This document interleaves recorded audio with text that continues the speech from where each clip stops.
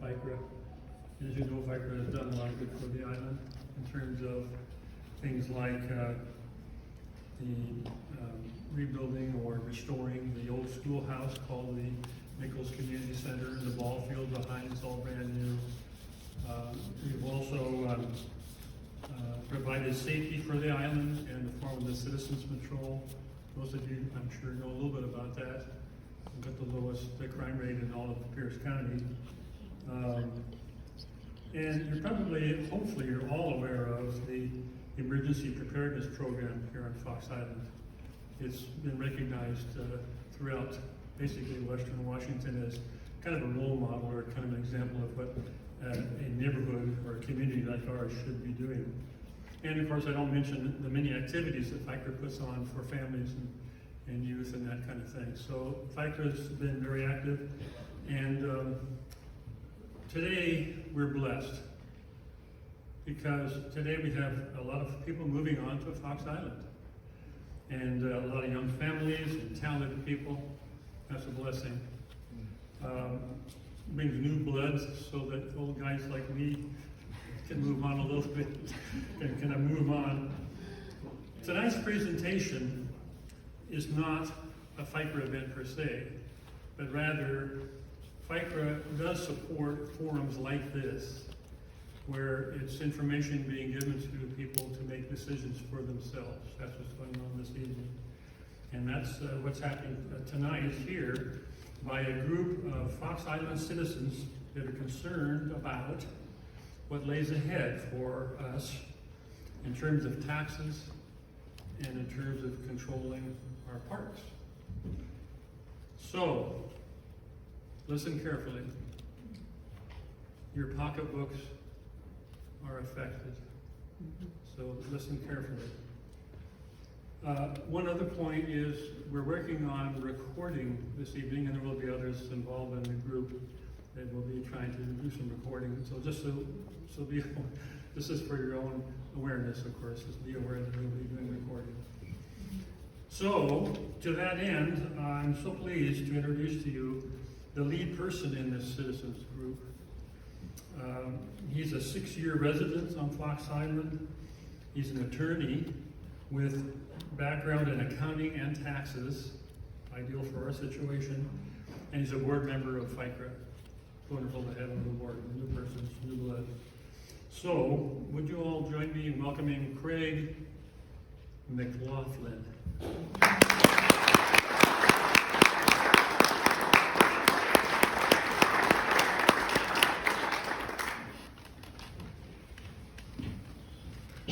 Thank you, Joe. It's been a while since I've been referred to as new blood. We'll take that compliment. Get my glasses on. Thank you all for coming. This is great. We'd like to welcome everyone. Thank you for being here this evening.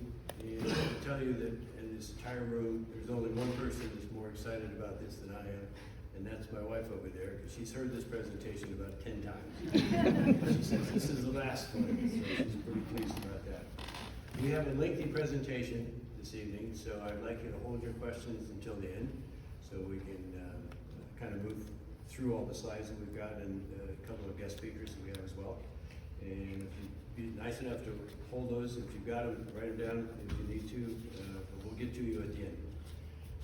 Every slide you see tonight is going to be fully supported by evidence and documents, and if you want to see any of those, you can contact us on this website, and we will get you whatever you request, because we don't have time to go through every single piece of paper. Let me see. I'd like to start with the things that we agree upon. I think everybody in this room believes we're here because we love Fox Island. I don't think there's any dispute to that. We're all here because we want to keep what we have and make it even better. And we also are here because we know we have issues that we need to address, and we need to find answers for those issues going forward. This meeting is just the first step in that process for us anyway.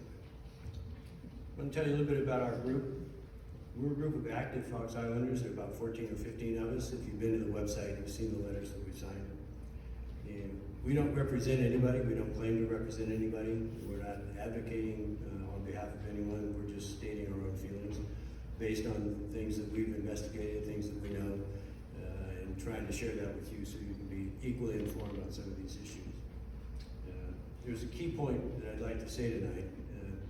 We're here to educate and not to advocate. We're here to get you up to speed on the facts as we know them. And if there's something, and I want to say this right up front, if there's something I misstate, if there's someone here that knows that's wrong, please let me know. We've done the best we can with the information we have, and we don't have it all, we know that for a fact. So we're doing our best with where we stand at this moment. The other thing I want to say is we fully respect the majority will. If we present our case and a majority of the Fox Islanders say this is, I want to go with option 1, 2, 3, whatever it is, this group will fully respect that. We're not trying to railroad anybody or convince them of anything. We just want to give you facts, and that's what you're going to get tonight. You're also going to get quite a lot. What you're going to see here is going to take a little over an hour. We could probably spend 3. You're just scratching the surface. All right.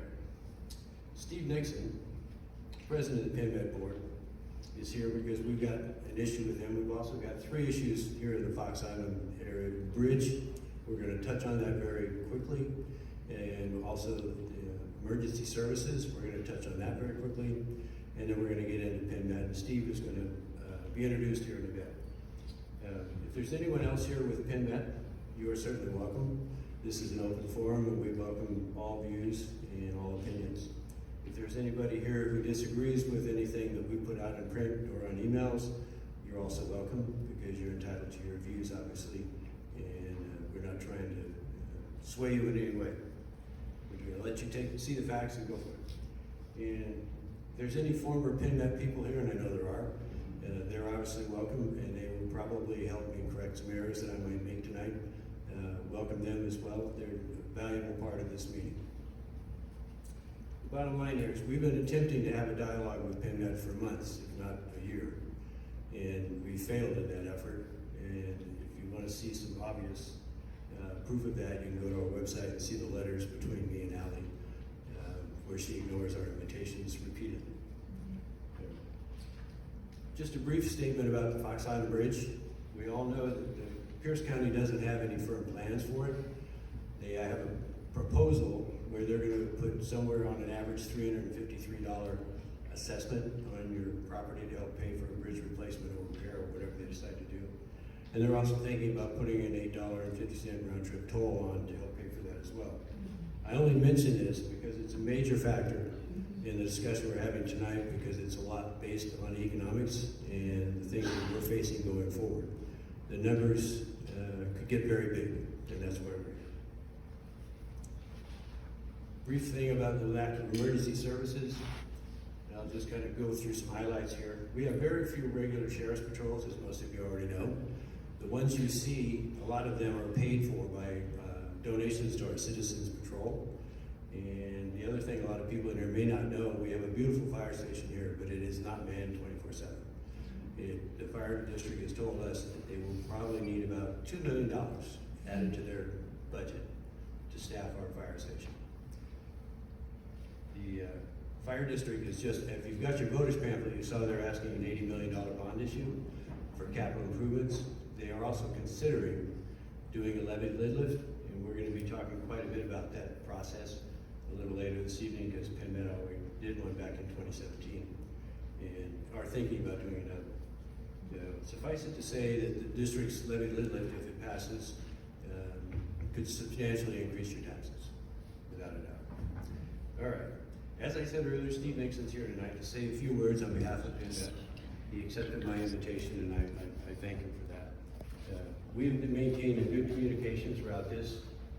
We disagree on a lot of stuff, but we're civil, we're respectful, and I value that connection, because we need to keep the lines of communication open. We'll be talking more about communication in a bit. Okay. Steve, would you like to come up now and say your piece? Welcome, Steve Nixon, President of the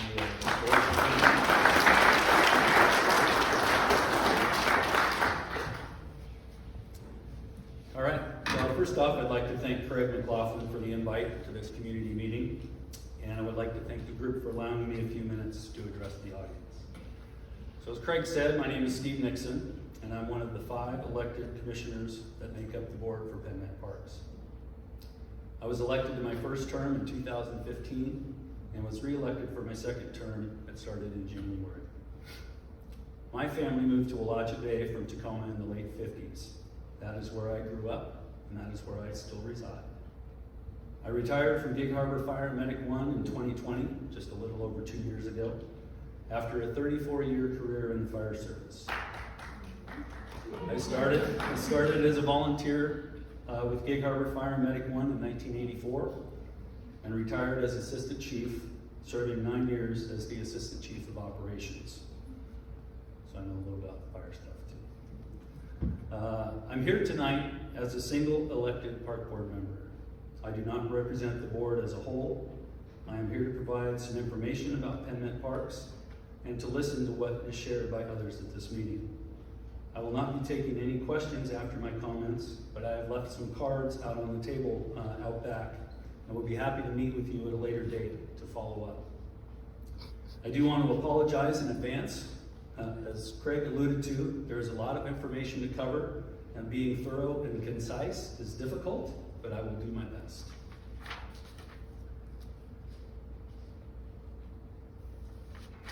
Maybe I should stay on the same page. The Peninsula Metropolitan Park District, more commonly known as PenMet Parks, was formed by a vote of the people in a special election on May 18th, 2004. Does anybody in the room recall anything else significant that happened in May 18th in Washington? Mount St. Helens. 1980, Mount St. Helens erupted, and I remember standing on our garage roof to try and see the plume. Anyway, by voting to establish a Metropolitan Park District, the community authorized a regular tax levy of up to 75 cents per $1,000 of assessed value on their property for parks and recreation. In 2004, PenMet Parks managed 12 acres of parkland. In 2005, PenMet Parks hired its first employee, Executive Director Mark Conley. PenMet Parks did not begin collecting regular property taxes until 2006, which were collected to fund capital projects along with maintenance and operations. In the 18 years since the formation of PenMet Parks, Park District has grown to manage over 650 acres of parkland across 22 park properties. Between 2010 and 2011, 8 properties were acquired by PenMet Parks. Several of these properties were transferred from Pierce County Parks to PenMet Parks. Others were purchased or created by interlocal agreements. This included all 3 properties on Fox Island: Demolay Sandspit, which was privately owned, the fishing pier in Sedrona Bay were transferred from Pierce County. Other properties included Narrows Park, Sunrise Beach, Rotary Bark Park, Peninsula Gardens, and Hales Pass. Another milestone that occurred in 2010 was the opening of Zamel Homestead Park. The 2 most recent acquisitions are the 17-acre performance golf site, which was acquired for development of the Community Recreation Center, and a land exchange with the Peninsula School District.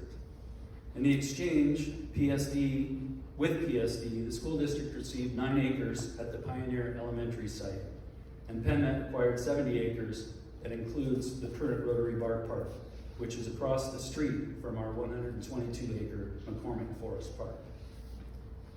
In 2017, the voters reauthorized the regular levy for PenMet Parks and restored the levy rate to 75 cents per $1,000 of assessed property value, or AV.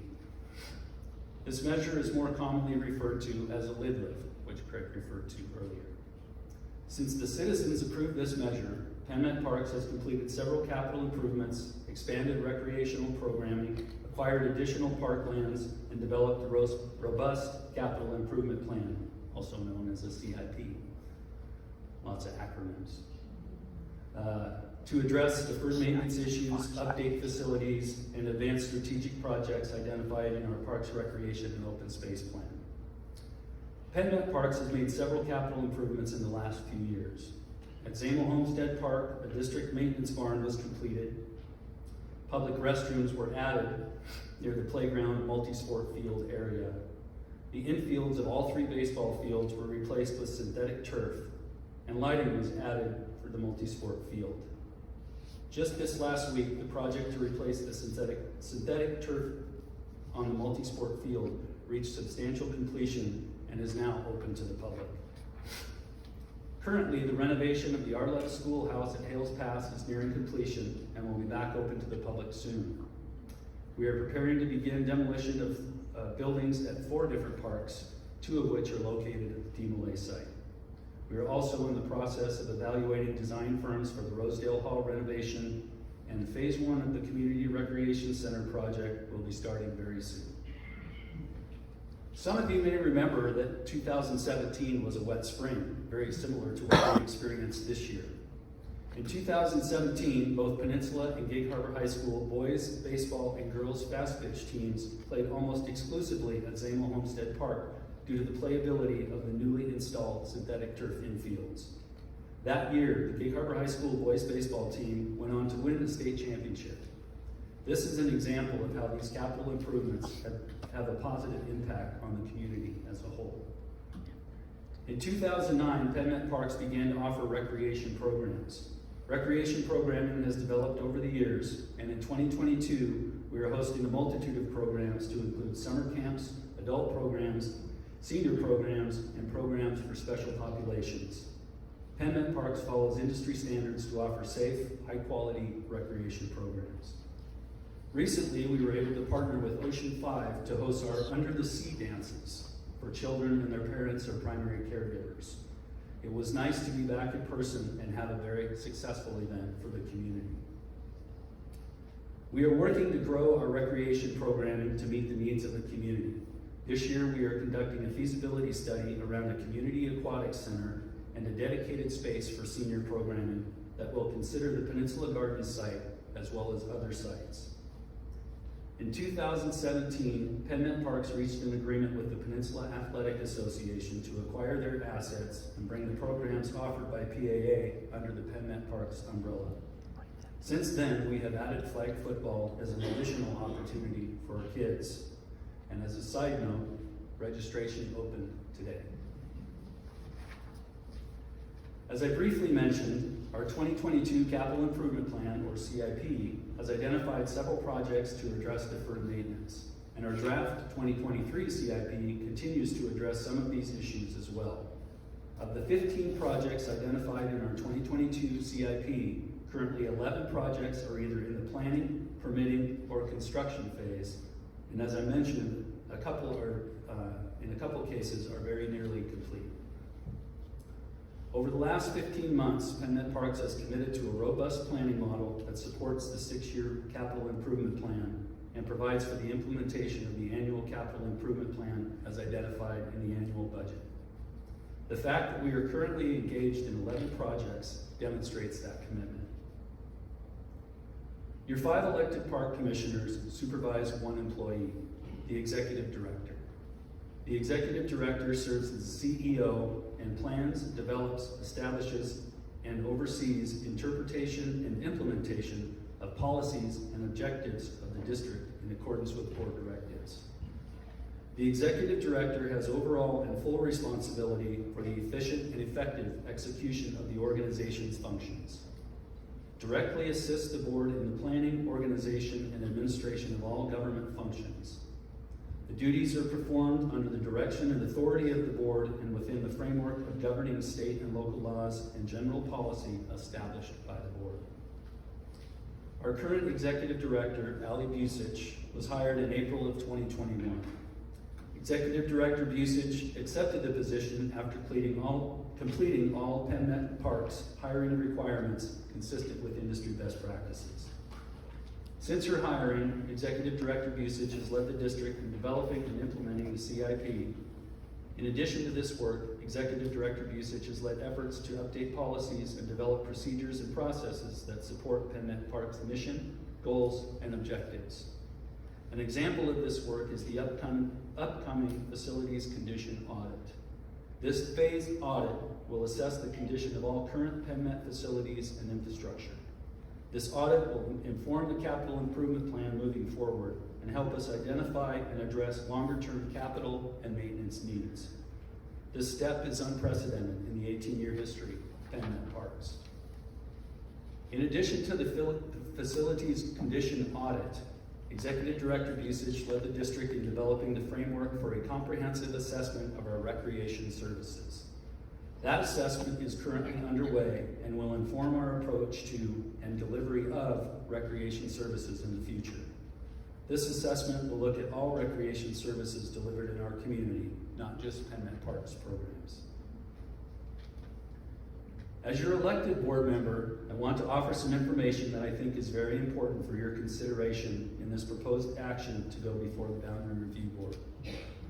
One of my main concerns is the group proposing this idea has no plan on how to move forward to support Parks and Recreation. They are providing confusing information and ideas that have different meanings and consequences. A metropolitan park district, which PenMet is, a Parks and Recreation district, or a Parks and Recreation service area are all specific junior taxing districts under the Revised Code of Washington, or RCW.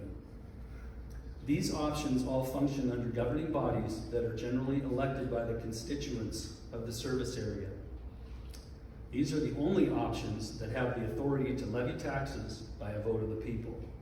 Other examples of junior taxing districts include fire districts, library districts, flood control districts, hospital districts, and so on. Anything other than those three options that I mentioned is not a park district and has no authority to levy taxes. So if you choose something different, like an association or nonprofit, you will be limited to fundraising and donations to maintain, develop, and acquire assets. As we all know, there are challenges with nonprofits when it comes to expanding services and raising the funds to support expansion or major capital expenses. The residents of Fox Island have been a part of PenMet Parks from the beginning. The citizens chose to be a part of the district. All the assets that PenMet has acquired and developed and will continue to acquire and develop are yours. The commingling of Parks and Recreation, emergency services, and roads, meaning the bridge, in this conversation is confusing. All of these services are funded independently and overseen by different legislative bodies. The concept that taxes can be diverted or otherwise redistributed to support fire services is not possible. The fire district is limited to what they can levy for fire and emergency medical services, just like the park district is limited to what we can levy. The cost for any improvement to fire services on Fox Island will be borne by the fire district as a whole. The district does have other funding options as an organization, but that's a different topic. I don't think that there is anyone in this room that isn't concerned about their taxes and how the significant increases in property values will affect us in the future. I can tell you that there are limits to how much your taxes can go up each year.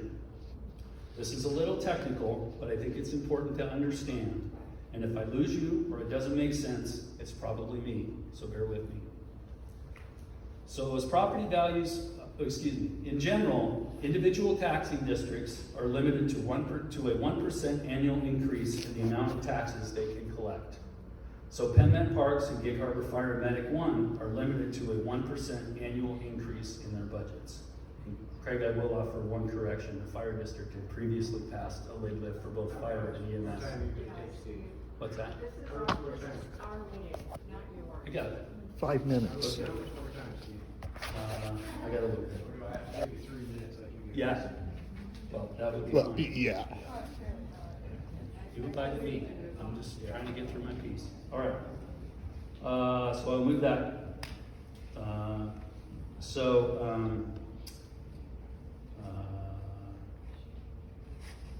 PenMet Park, okay. In the case of lift of PenMet, the rate was returned to a full 75 cents per thousand in 2017 and is set a 6% cap for budget increase. Our rate for 2022 is now at 67 cents, and I'm sure in 2023 it will be lower. PenMet staff and commissioners have listened to the Fox Island community. I'm sorry. So PenMet Parks is not ballooning your taxes. I will speak for myself, but I can assure you that all of the board members take our fiduciary responsibilities seriously. We are taxpayers too, and I'm not excited about paying more taxes either. Everything that PenMet is currently doing is covered by our regular levy, other regular revenues, and grant funding. PenMet staff and commissioners have listened to the Fox Island community. You have not been ignored. I personally have met with individuals, exchanged emails, and made phone calls. Other commissioners and staff have met with individuals and members of FICRA. Members of the community have provided feedback and concerns regarding decisions that have been made, as well as issues at the parks on the island, and those concerns have been heard and many items addressed. The fact that I am here should demonstrate that I care and want to hear what people have to say.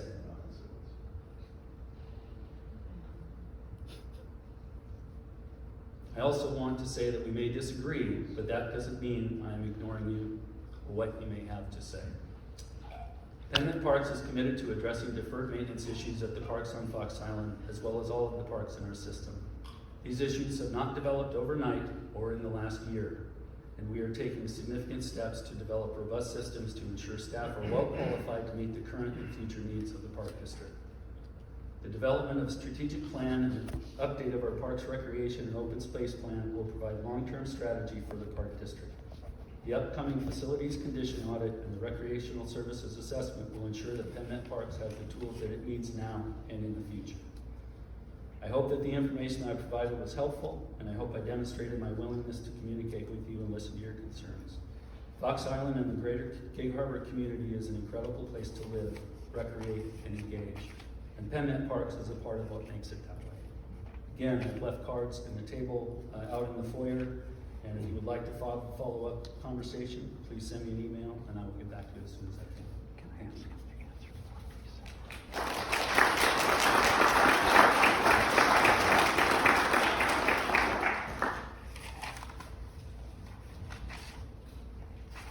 When we get in front of their board, they give us 3 minutes. Just keep that in mind. He agreed to 5. Keep that in mind. We've arrived now at the main reason that we're all here tonight. During the course of this presentation, I'm going to be asking you several questions. I'm not going to be giving you the answers to those questions because it's your answers that are important. Before we begin, I want to stress one point.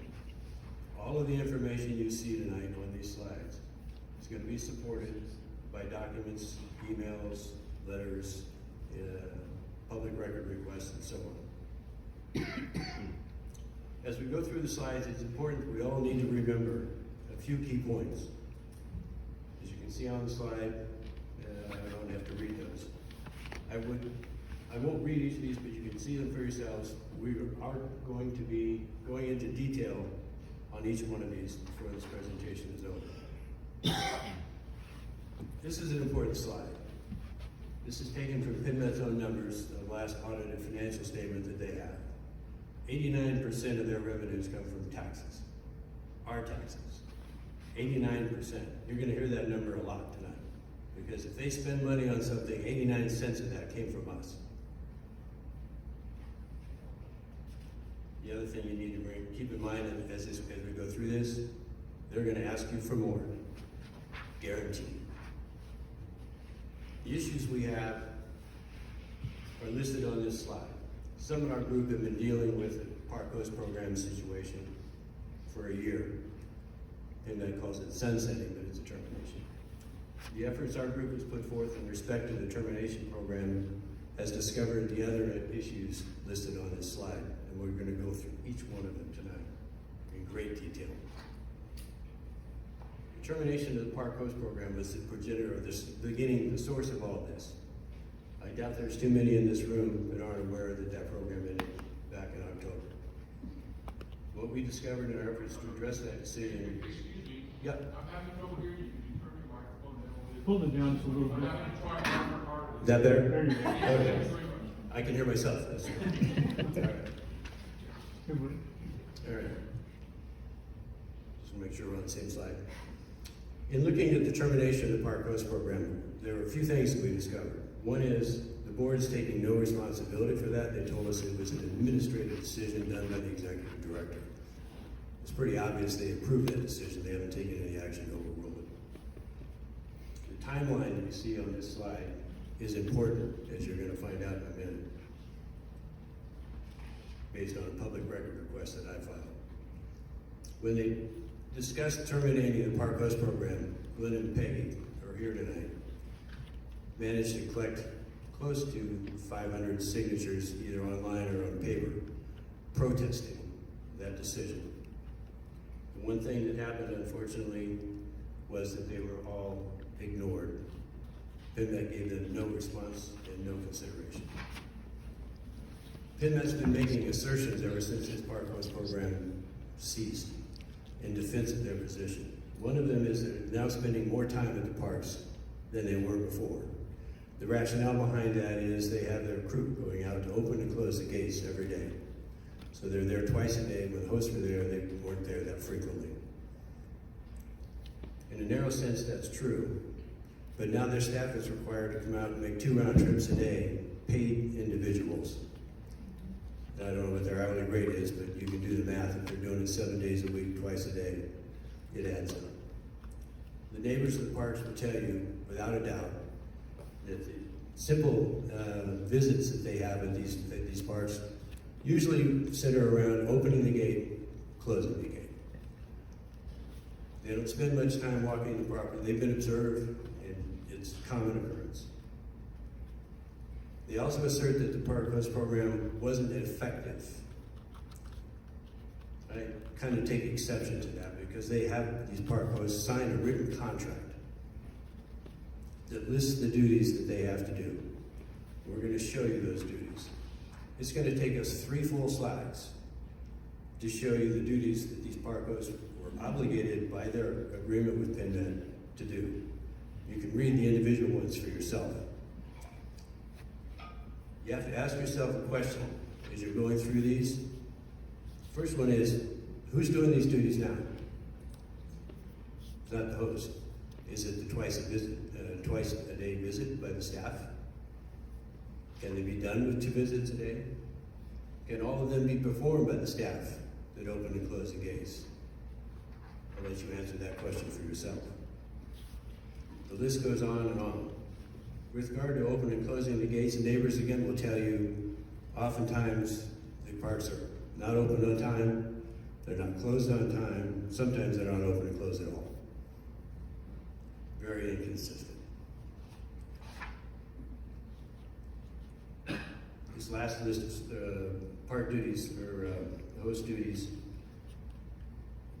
I don't know how you express anymore that most of these are not impossible to do. With someone driving up in a pickup, opening a lock, turning around and leaving. It's impossible. Who's going to call those 911 emergency calls? Nobody. All right. I have to ask myself also, if PenMet required their park hosts to sign these agreements that listed these duties in detail, and then to turn around and say they didn't do anything, there's an inconsistency there that makes it dubious that they're being honest with me.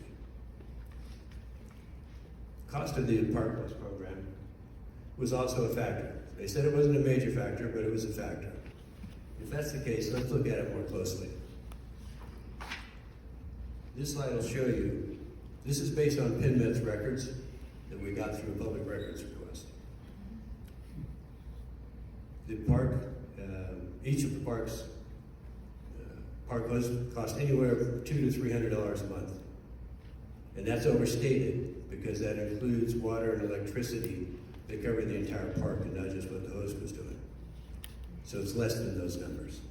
Do you think that the cost of having their staff go out twice a day is $200 to $300 a month? Do the math.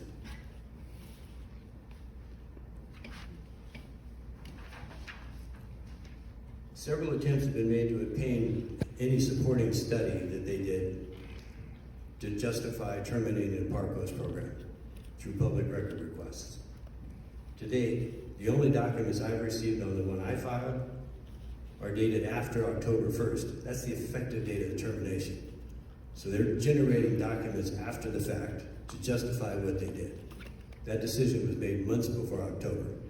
I've got emails from them supposedly justifying this. Those emails are between the PenMet employee, the PenMet employee, and the state employee, where she's trying to get information on the Park Host program issues that the state might be having. But unfortunately for her, the state lady said, it's a great program, we have openings, we need more. Didn't go very far in that email chain. Any relationship is based on a good communication. PenMet never misses an opportunity to say they welcome your input. They do it at every public meeting, they do it in every advertisement, and they've done it again tonight. I want to remind everybody, we've invited PenMet to come to Fox Island, to meet with us, to visit the parks, to stand there and see the parks as a group, and they've refused to even acknowledge those invitations. It's like we never made them. They accept our input, sure they do. PenMet, as I said, gives you 3 minutes in front of their podium at their board meetings. And the 3 minutes is up. Half the time the commissioners aren't even looking at you, they're not paying attention. You're asked to sit down. That's not dialogue. Okay.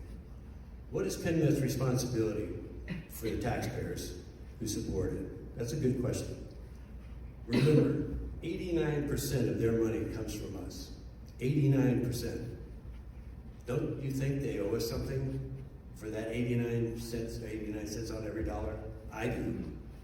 All right. Should an entity that receives that kind of support be transparent? I think so. I'll let you make that answer, your answer. We've been criticized on Facebook and a few other avenues for filing public record requests. I'll give you some news on that. They've told us the only way they will respond to us is if we file a formal public record request. They won't give you the time of day without it.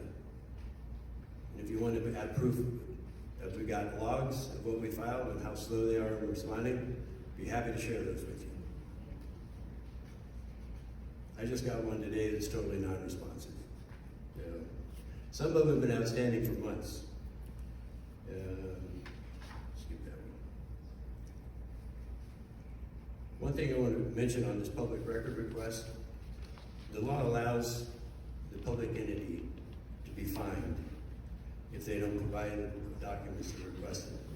That fine is $100 a day per page, up to that.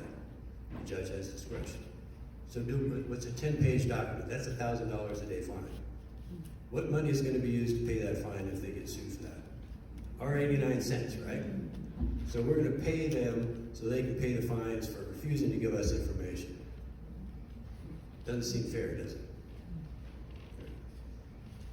Some of our public record requests have been outstanding for months with no response. Let's move on to the neglect of our parks. I think this is an issue a lot of us might believe. If you've been to the parks, you know. Let's look into this a little deeper. PenMet has been legally responsible for the proper care and maintenance of the parks for 12 years. 12 years. PenMet admits in its 2020 budget book that our properties have deferred maintenance. Let's look at that phrase a little bit. What is deferred maintenance? Deferred maintenance is caused by a lack of resources such as funding, manpower, parts, materials, supplies, or a lack of commitment to maintain the property, or both. There's no other reason. So if you've got deferred maintenance, you've got to have one or both of those as your reason. I find it hard to believe when you see some of the money that's flowing through PenMet that sources of funding were not the problem. With the 2018 levy lid lift that Steve talked about, it's going to be discussed in detail in a few minutes, in detail. And they had a large increase in their funding from us.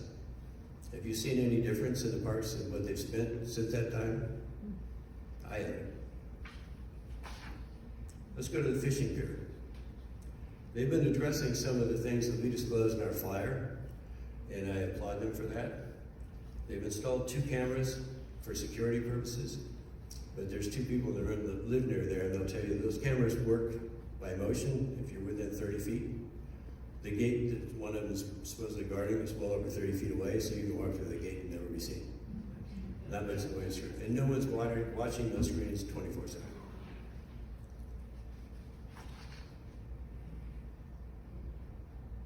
There we go. Some of the fishing pier changes. They painted the doors in the bathroom, and they painted the walls inside the bathrooms. And this may be hard to see, but those beautiful white walls that they left are topped off by wood that has dirt, mold, and cobwebs in it. Not a very thorough job, but that's not all. Both bathrooms, that's the other one. Same condition on the ceiling. Then you come with the rest of the trash cans. These are trash cans in each bathroom, 2 different ones. Does this lead you to believe that PenMet truly cares about this property? Does that show care and concern? Is that something that's expensive or difficult or time consuming to address? They've been like that for years. Same thing with the toilet paper roll, rusted. Is that also an expensive and time consuming effort? I don't think so. This is the picture of the septic system at the fishing pier. It's missing every switch. You can't turn it on or off. You can't alarm test. You can't stop the alarm if it goes off. Is that functional and proper maintenance? All of us on Fox Island know you've got to maintain your septic system, right? We're all on one. Would any of you let your house look like that?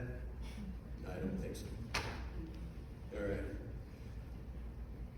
The thing about it, all these repairs were noted in our flyer. Can't prove it, but do you think they did any of these because our flyer went out? I think so. They've had it for 12 years, they let it go. Those conditions didn't start overnight. They've been there forever. We send a flyer out, and we make some noise, and all of a sudden this happens. Is that what we have to do? We have to scream at them to make it happen? Remember, 89 cents on every dollar, that's coming from us, and we have to scream at them to get a trash can that doesn't have rust? Seriously? The other thing, the warning light on the top of the septic system has graffiti on it. Any property owner knows if you don't get rid of graffiti as soon as it happens, you'll get it again and you'll get more of it. That's also been there forever. One final note, all of these conditions, as I said, have been there for years, all of them. None of the conditions happened overnight.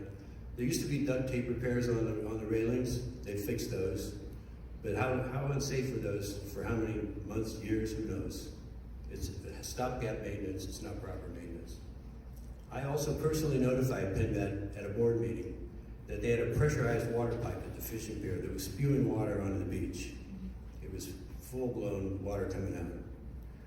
2 days later, I got a message from PenMet saying that they had fixed the issue. So I went back out there.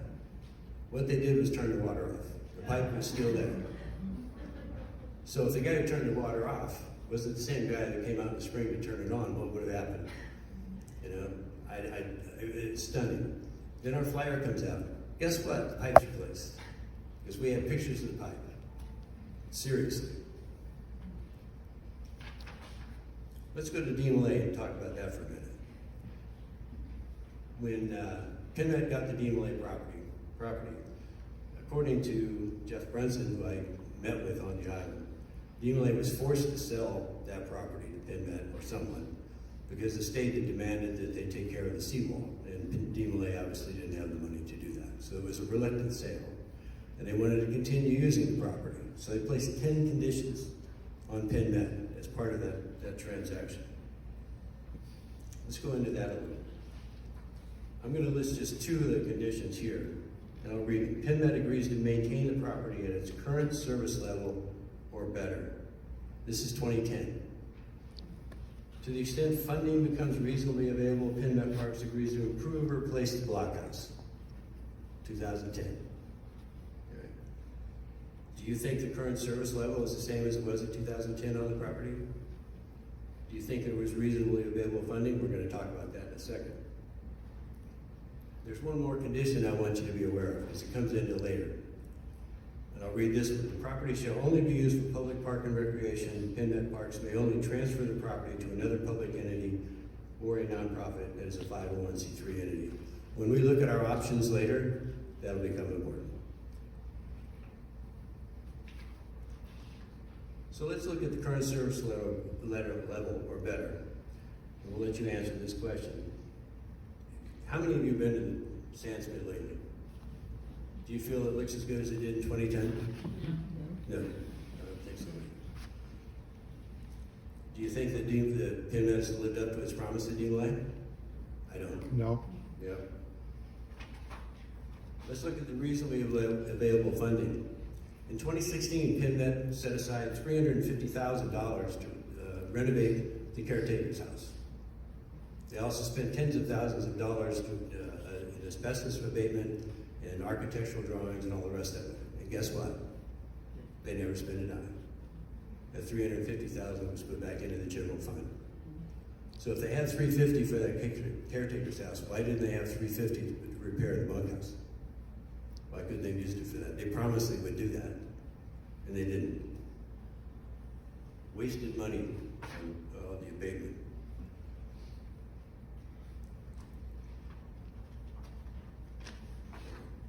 Let's go to the low lunch slide.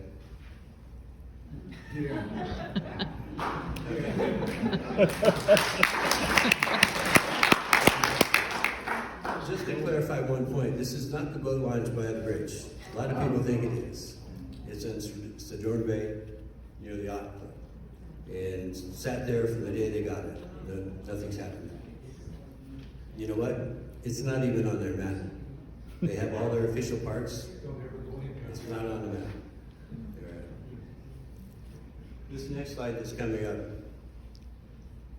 did a public record request asking for how much money they spent since they bought these properties in the way of capital improvements. Capital improvements being defined as something that would lengthen its life or improve the property. Guess what the answer is? Guess how much, before we show it, how much do you think they spent on all the properties since 2010? None. Go ahead. There it is. The records they supplied to me had 0 capital expenditures in 12 years. Is that proper conduct of an owner of a property? Have you ever gone 12 years without spending a dime on your place? Seriously. Photos are worth 1,000 words. The photo on the left is the caretaker's house in 2010, sort of approximately that time. And the one on the right is what it looks like today. And you can't really see it, but there's warning tape all over it. Don't go in, it's dangerous, it's unsafe. Is that the same service level? I don't think so. Yeah. Photos are worth 1,000 words. At the fishing pier, faded and illegible signs. Can you read this sign? If it's important enough to have a sign, shouldn't it be legible? Why put it up? And there's multiple signs. There's another one. And here's a repair that they did at the fishing pier. If this was your home, would you like that repair? Is that proper maintenance? Is that reasonable standard work? I don't think so. We all know what the blockhouse or the bunkhouse, however you want to call it a bunch of things. When this property was sold to PenMet, the DMLA people fully disclosed that this building had a serious mold problem. It still has a serious mold problem. As one person here knows for a fact, yes. I'll let you decide if this building's been properly maintained in accordance with the 10 conditions. Here's another photo of it, just another angle. More deferred maintenance. PenMet loves deferred maintenance. It's a money saver for them, I guess. PenMet's budget book has over $1 million budgeted for renovating this building in 2023. I applaud that effort, but my question is, what would it have cost if they'd done it 10 years ago? Probably half. Yeah. Their budget book also sets aside $245,000 for the caretaker's house, and Steve mentioned this, that it's going to be done this year. We'll see. Maybe it will, maybe it won't. Same thing with the storage shed, which is coming up in the next slide. Beautiful building. How long has it been in this condition? Years. It didn't happen overnight. And you walk in down the walkway to a beautiful park, and this is what greets you at the bottom. Would you be proud as the owner of this property? Would that make you proud to have that there? Is this a good first impression? I don't think so. The seawall. This was DMLA's undoing because they couldn't handle it.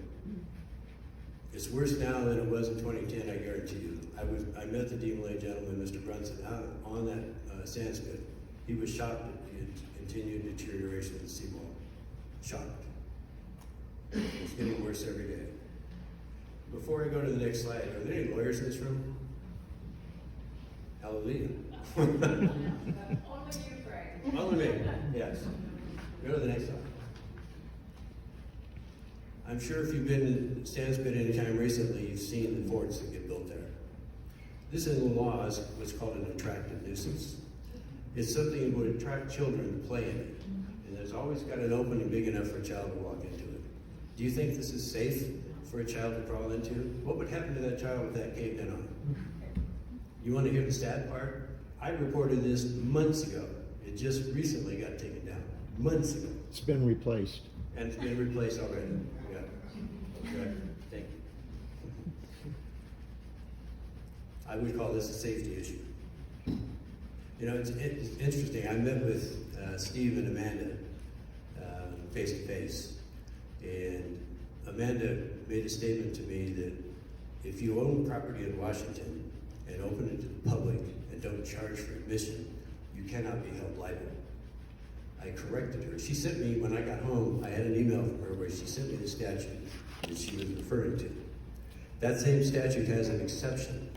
It says this exemption from liability has no impact on the law of attractive nuisance. That's a big enough hole for any attorney to drive a truck through. And that, what we saw there was a fort, is a big hole. How many of you in this room know that they issued over $15 million in bonds last year? Not a single hand went up. Not a single hand went up. None of you knew. Interesting. I want to stress, what PenMet did was legal. They have the right under the law to issue bonds up to a certain dollar amount without voter approval. And they spent lots of money on outside consultants and bond consultants and attorneys to make sure that they were staying within that limit. I wish they'd spent some of that money on our parks. Do you think it was important to PenMet, since they hire all these experts, to make sure this bond issuance stayed under that limit? I do. They spent a lot of money making sure they didn't violate it. Why would they be afraid of a voter approval? 89 cents of what they spend comes from us, and they're afraid to have us vote on a bond issue. I find that reprehensible. Where do you think the money's going to come to pay for these bonds? 15 million plus bonds that they issued. 89 cents. There's little doubt more will be needed. The rec center that Steve talked about is an over $30 million project. They issued 15 million in bonds, do the math. Right now, as things stand legally, they can issue another 7.5 million, approximately, in bonds without your approval. That's where the limit is, like 22 million and something. So they can do what they did last year, again, for another 7.5. Let's talk about levies. Property taxes in Washington are an extremely complex and confusing subject, as Steve alluded to, and I totally agree with him on that point. None of us, including me, are claiming to be experts in this field. I'm going to jump into this if I have to. If you're interested, I found out that the county has a 350-page manual that a lady uses. I found out who the lady was to prepare your tax bills, and she offered to send me a copy. And I said, no thanks. I'm going to do my best to get you through this, and I'm going to go into a lot more detail than Steve went into. And I think you're going to find out that what he said is at best misleading. This is a graph. The data was taken from Pierce County, showing the gross revenues from property taxes that PenMet receives from Fox Island. You can see the jump in 2017 of 36% when their levy limit got passed. 36% in 1 year. If you look at what's happened since 2016 until now, 124% increase in the money coming off this island going to PenMet. Have we seen any of that? Has any of it come back to us? Has your household income increased that much? Yeah, so obviously a bigger chunk of your income is going to them than it was before. No doubt about it. And they complain because of the rate, their tax rate. They have a maximum rate of 75 cents per thousand of assessed value. They're complaining because it's 67 cents. But anybody that knows anything about math, if you have 67 cents of a bigger number than when you're using 75 cents, you may come out with a bigger number overall, right? And that's what this graph shows you. Their rate may be dropping, and we've got a better graph coming up to show you how that works. I mentioned that more is coming. I can tell you there's plenty of evidence that the board is considering another levy lift because the one they have now expires in 2023. You just saw the graph where 124% increase. That's not enough. They want more. They want to get back to 75 cents and start all over again.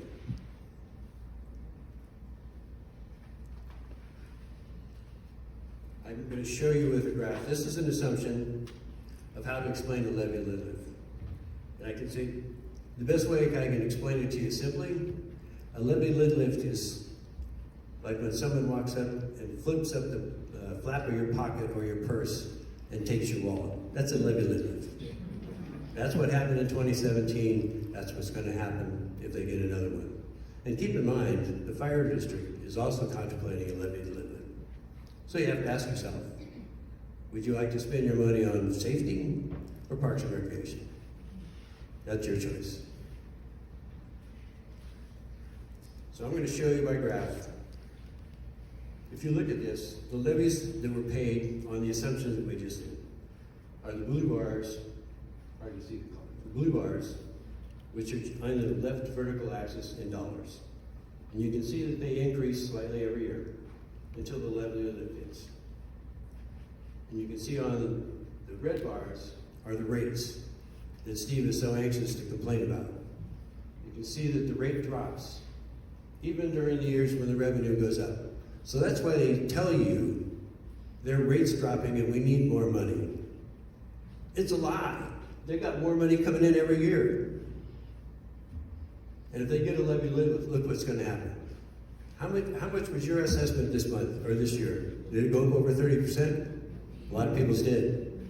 The higher that increase goes, the farther their rate drops, and when the levy limit kicks in, the bigger that number will be. It'll be huge.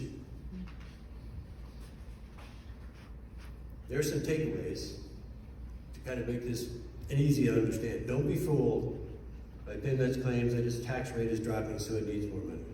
We've just seen that their income is going through the roof. The fact is PenMet's tax rates have not decreased, but they have substantially increased. An increase of 124% since 2016. I think that's a pretty healthy growth in income, don't you? Does PenMet really need to maximize its levy? And this is an important question. When they issued their bond, the levy limit in 2017, and when they issued the bonds in 2021, did they even consider household income averages, what we were making? Did they consider inflation? Did they consider COVID, unemployment? Did they consider supply chain issues? Did they consider anything that would impact our ability to pay these ever increasing levies? I've asked them through a public record request to give me everything they talked about to justify that bond issue. Guess what I've gotten so far? Nothing. Because they didn't consider it. They spent money, tons of money, on consultants to tell them how to stay under the voter approval maximum. And not a minute spent on these key issues.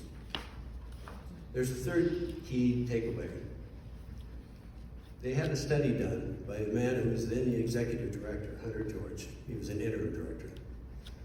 And he did a study comparing what PenMet's cash flow would be with and without another levy limit. Read this, I'll read it to you, but this is stunning. The review of these scenarios shows the district is in a strong financial position. Even if voters do not renew the lid, the district expects to maintain a cash cushion that would enable other investments to be made in the system. Why are they asking or even considering extending the levy limit, given this report by their executive director? I don't have an answer to that question. Do you?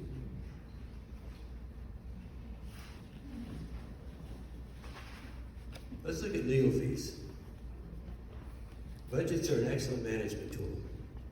They help you understand the business and your operation. They're prepared using best estimates of what you think your income, expenses, and capital expenditures are going to be, what your debt obligations are. And when your actual numbers vary from your budget numbers, you have to ask yourself, why did we miss it by such a big mark? There's got to be a reason, right? That's what budgets are for, is to narrow your focus into problem areas. That said, let's look at their legal fees. This is the source of this information. Their 2021 preliminary financial stats review. That's where we got it. All right. Let's see what this looks like. You're not going to be able to read all the numbers on here, but I will tell you the last line is their legal fees. All right. The budget for legal fees for the year is $60,000. And look what their actual number was. 89 cents on the dollar going out the door. 89 cents. That's on us. We did a public record request asking for their legal invoices. And you might think that they're exempt from being attorney-client privilege, but they're not. Trust me. I didn't make the request, but we got one legal invoice, but it wasn't from their usual outside counsel. We haven't gotten a single invoice from their main counsel, Mr. Roberts, right? Since August. Since August, yeah. How many pages? $100 per day, per page? Amazing. To date, they've refused to give us any of Mr. Roberts' invoices. Why? What's so secretive about it? It's just going to say I spent 4 hours on X matter. That's not legal advice. It's not attorney-client privilege. And they're not giving it to us. Why? And why did they miss budget by that amount? Part of that's going to be explained what's coming up in the next section. Questionable personnel policies. By way of background, I've drafted many employment agreements. I've also drafted many non-disclosure agreements, or NDAs as they're called, when I was practicing law. NDAs are usually used to protect trade secrets, like secret recipes, materials, processes, and that kind of thing. Based on my experience, an employee who voluntarily leaves employment doesn't need a written agreement. You shake hands, they move on, you move on. You're going to see that doesn't happen at PenMet. Let me ask you this question. What trade secrets does PenMet have that they want to protect? Can you think of one? Maybe it's how to keep rusty trash cans working. I'm not sure. You can answer it for yourself. PenMet has also had a substantial amount of employee turnover, especially in the last 5 years. They've had half a dozen or so, 5 or 6 executive directors. Many of their employees that they've hired recently have no parks and recreation background. And here's the critical point. When an employee leaves, they are often, not always, but oftentimes asked to sign severance agreements or retirement agreements. I find that odd. We have 4 of them in our possession through a public record request. Each one of those 4 has what's called a non-disparagement clause, where the employee agrees not to say anything disparaging about PenMet.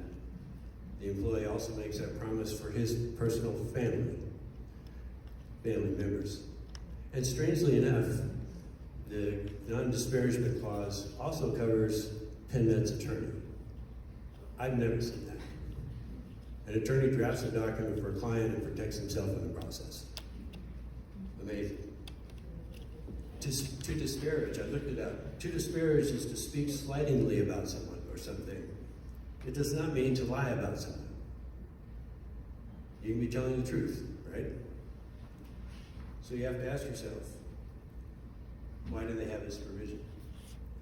To make it enforceable, this non-disparagement clause, they had to give the employee something that he or she was not otherwise entitled to. It's called consideration under the law. If you don't have consideration, it's just a promise with no support. So what did they give these people? It varied. Sometimes they added hours, vacation time, personal time, small amounts basically. But they also had a provision in these where they agreed not to contest it if they filed for unemployment. All of these agreements that I've seen so far indicate that the employee is voluntarily resigning, all of them. If an employee voluntarily resigns, why do you need this agreement? Agreements like this are only put in place when the employer and the employee have an issue and they want to settle the matter between them and move on, right? If someone just walks in and says, I'm done, oh, I'm sorry, you got to sign this agreement first. You agree not to disparage us, right? If you don't, they agree not to contest unemployment benefits. If you voluntarily resign your job, you don't qualify for unemployment. So that means that their tax rate will go up because they have more claims against them than they should have if they fought it. Guess who's paying that extra tax rate? 89 cents. That's who's paying that. I'm in business myself. Their tax rate's twice what mine is. Twice. And it's a stiff tax. It would be, I'm guessing, thousands of dollars a year. Keep this in mind also. The laws of libel and slander protect you against lies that damage you. You don't need an agreement in place to exercise those rights. So if you're not worried about lies because you can sue them for slandering you and libeling you, why are you having these people sign these agreements? What's the answer to that question? I'll let you answer it for yourself, but I think it's pretty obvious. PenMet's programs. We have a young lady here tonight that is going to share some of her stories. She's done a lot of business with PenMet over the years. And she knows a lot about the interactions and what PenMet's programs are. No one's doubting that they put on good programs. They do. No one's doubting they do good things for kids. They do. We're not saying that they're not. But there's more to this story. For example, how many in their summer catalog or spring catalog, whatever you want to call it, how many programs do you think they put on in Fox Island? Which year? 0. None. I looked through the book twice, I couldn't find one. Is this just another instance of PenMet respecting or maybe disrespecting our parks? I don't know. I don't know. The third and fourth points on this slide. She said it, sorry. Third and fourth points, we're talking about concerns with their programs and some of their practices. And at this point in time, I am delighted to share or introduce Madeline Hunter, who's going to speak about her personal experiences with PenMet over the years, and have some photographic evidence and some personal observations on her part. And with that, I welcome Madeline.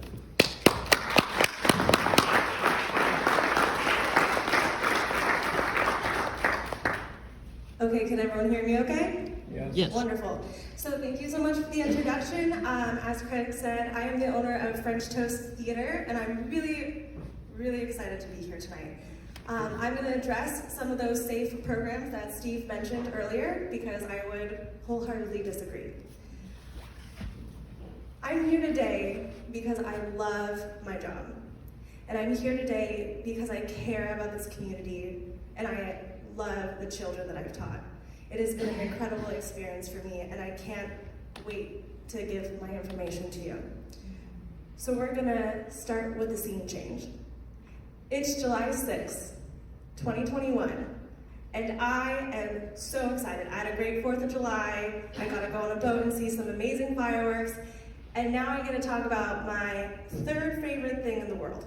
First is theater, then it's dance, and now I'm gonna talk about marine biology. I'm going to the DeMolay Sandspit, and I'm gonna educate kids on the marine life that's there. And I've been there quite a few times. I know the walls to avoid, and I have seen octopuses, I've seen so many sea anemones, starfish, sea lions, everything.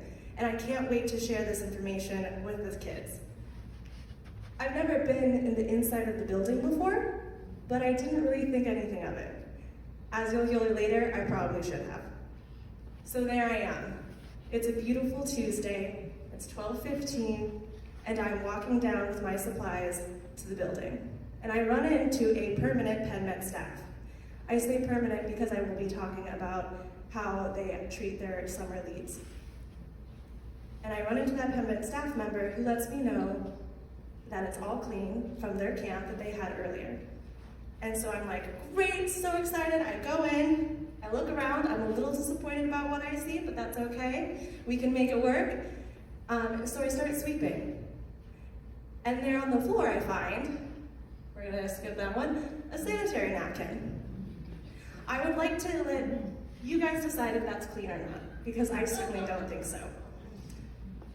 And I would love to tell you that that is the worst thing that I found, but I can't. If you hear my voice shaking, it's because I care about this issue. If you hear me get loud, it's because the safety of kids is not something that should be taken lightly. And I am disappointed consistently with what I have seen them do. So, I clean up the sanitary napkin using gloves, and then I walk into the closed door, and I see black mold on the ceiling. And so I'm like, okay, PenMet obviously doesn't know about this. I'm gonna call them up and let them know. So I call and I say, hey PenMet, did you know you have black mold where you're keeping these kids at? And they say, yeah, we do. We do know that. Just shut the door and don't tell the parents. Shut the door and don't tell the parents that their kids are going to be breathing in black mold. And I don't know if that's the worst thing. So let's move on. I close that bathroom door and I close that door and I go into the bathroom where I turn on the light. And guess what? The light doesn't turn on. So I call PenMet. Hey PenMet, did you know that your light doesn't work? Guess what? They did. They said, that's fine, just have the students bring their phone, your phone, into the bathroom with you, and they can use it as a flashlight. Now, is that the worst thing about, and I said, absolutely not, you have to come bring something, and so they bring me a lovely lantern, and I'm like, all right, okay, we got a sanitary napkin, we have black mold, and we have a light that doesn't work. We'll figure it out. I would like you to look at this picture. Notice the soap. That's Dawn dishwashing soap that was put there after their 3 to 5s camp learned that they didn't have any hand washing antibacterial soap. To remind you, this is in 2021. You might remember that there was a pandemic going on. On top of everything else, they don't have hand soap in their bathrooms. I would like to tell you, there was a 3 to 5 camp that was before this, and there was no light in that bathroom. There was no light, there was no hand soap, and they were 3 to 5-year-olds. I don't think that they were going into that bathroom by themselves, but that is absolutely speculation. And that's heartbreaking to me. So let's move on. We're gonna take it to summer of 2020. And I am so excited to be there because I'm at Hales Pass and I get to teach theater after not teaching it for a long time. And theater is my life, these kids are my life, so I am so excited to be there. And we're putting on Alice in Cucumberland. If you've ever been in one of my programs, you know we celebrate almost about to complete a show by having a donut party. So my students are all in Hales Pass, and we're all eating donuts, and we have I'm Happy by Farrell playing. We're so excited, and then I hear a scream. And it's not a kid got too excited and decided to yell really loud scream. It is a I think I'm in danger scream. And I look around, I find the kid and she's pointing up. And there's a bat flying around. So I say, okay kids, donut picnic party outside, let's go. And we go outside and then I call PenMet up and I say, hey PenMet, did you know that there is a bat in Hales Pass? And they go, oh my gosh, you know, I thought they would only come out at night. Okay. So you knew that there was a bat problem and you put kids in there. You put students in there. And I don't know if you guys know this, but bats aren't very clean. They actually carry a lot of diseases. And so putting kids in there in the middle of a pandemic, probably not the best thing. That's just me. So we're gonna move away from the experiences that I have as a contractor, and we're going to talk about the inappropriate staffing issues that I have seen. So, as a contractor, none of the staff ever came to watch me teach, which, you know what, that's fine, glad they trust me. I wouldn't let that fly at one of my programs, but great, glad they let the contractors in. After the 2010 camps were ran, and I saw how those leads were, I went and I spoke to PenMet staff, and I told them that they need to do better on their training. In fact, I said, I don't think they're trained at all. So I have here a volunteer list. One of my staff members actually was a volunteer at PenMet Parks, and so I asked her to write a little paragraph on her training, and I thought I would share that with you today. I'm going to read I, as for my employee. I volunteered for PenMet Parks last summer, and I received little to no training. I was unable to make the day assigned for training, so I asked for a makeup, which they said it was unnecessary, so I received no training before my first camp. I was sent a slideshow for training that had little to no information and was never enforced during the actual camps. When the paid employees didn't know what to do, they would have me and another volunteer take the kids across the street to the park by ourselves. Paid employees left every couple hours and wouldn't let us know when they would be back, or when someone would come to let us fill in. I was not given a lunch break, and I had to eat with the kids, and it left me no time at all. I was often left to my own devices when the paid employees didn't know what to do. It was incredibly stressful, and I felt solely responsible for the children. She was 14 at the time.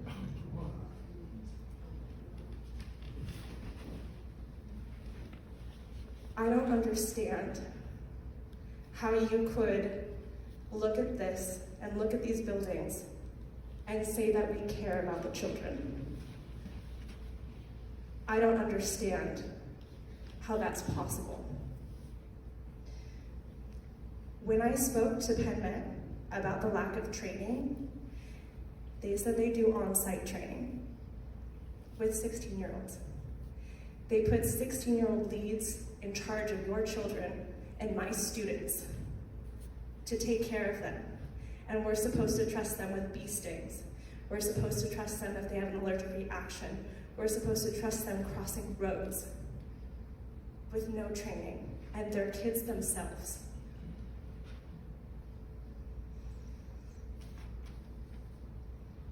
When the people voted to have PenMet, I imagine this is not what you expected.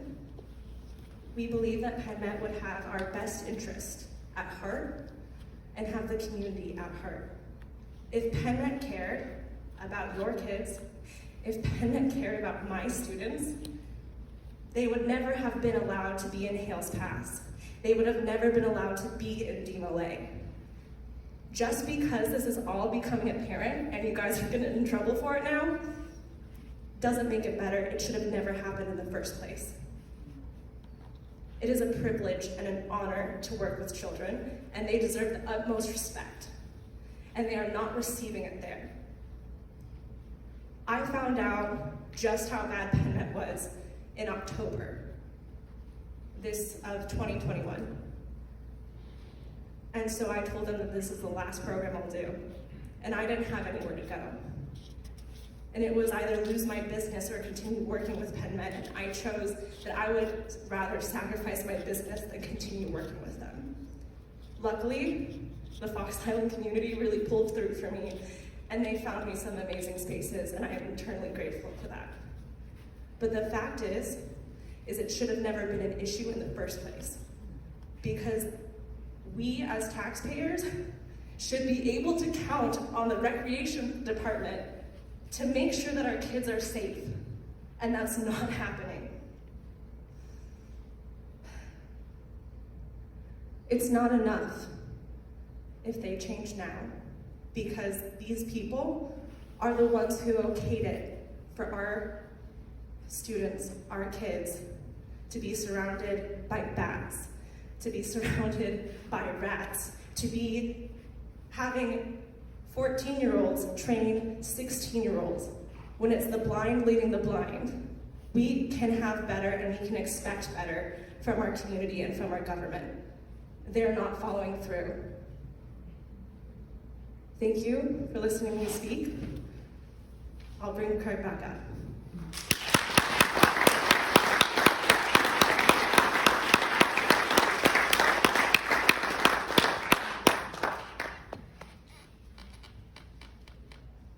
Anybody doubt that was heartfelt?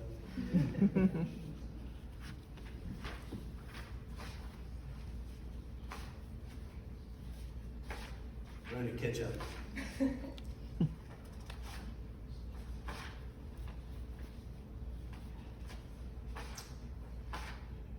How many of you have heard of Pierce Conservation District? A few of you. Excellent.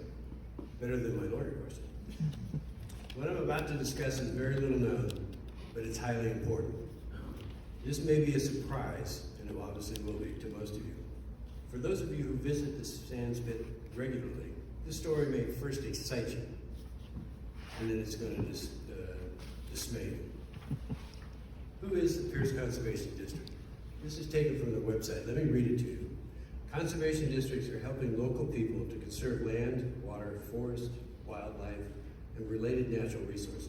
Conservation districts are here to help you implement best practices for conserving local natural resources.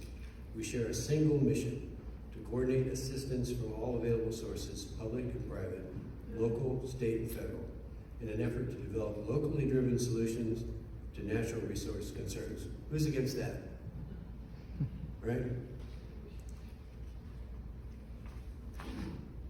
Pierce Conservation District brought a team together of experts in 2021 in various fields to put together some options for PenMet to consider with respect to the Dean Lane property.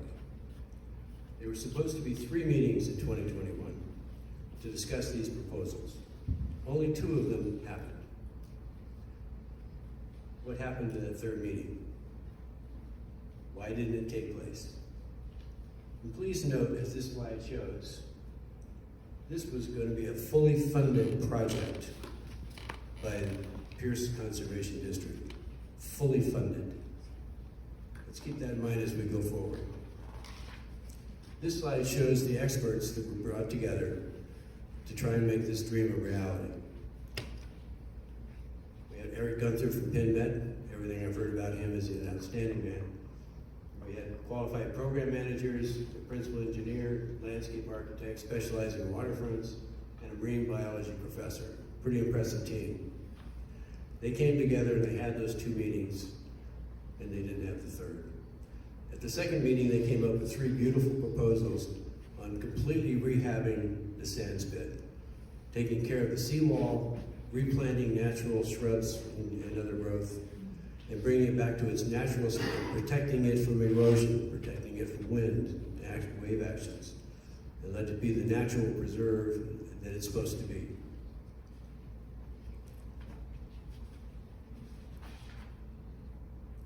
I called the late Mary Krauser, and I asked her, why did that 3rd meeting take place?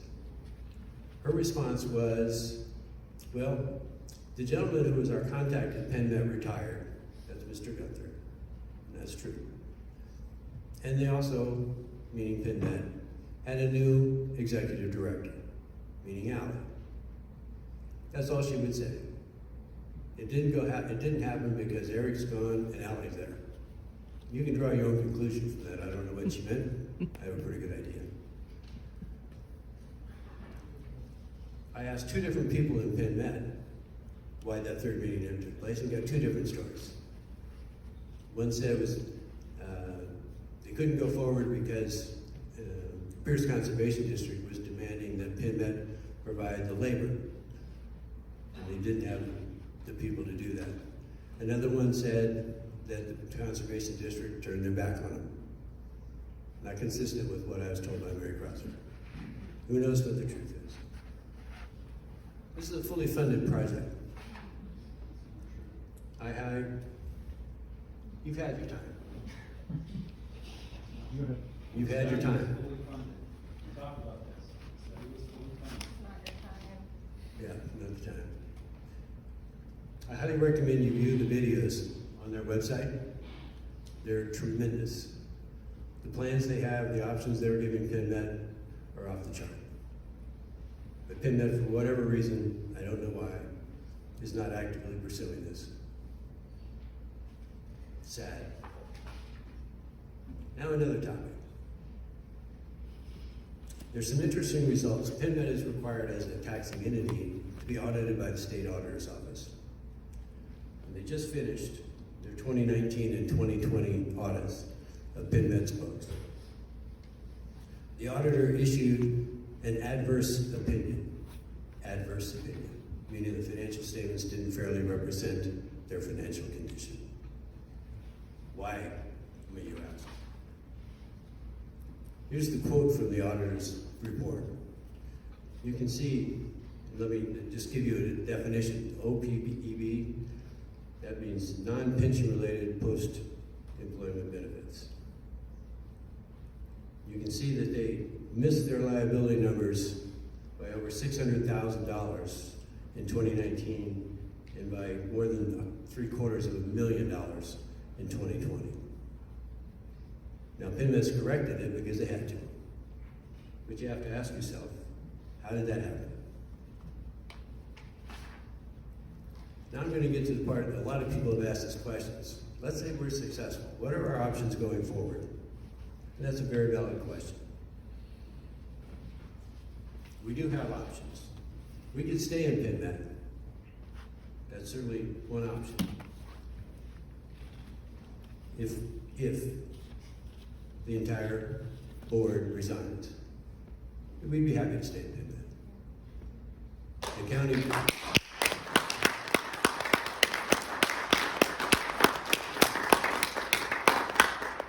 Those vacancies would be filled by the Pierce County Council. Sounds like an excellent solution to me. Right. We can actually do a recall effort and have them all recalled. I would also support that.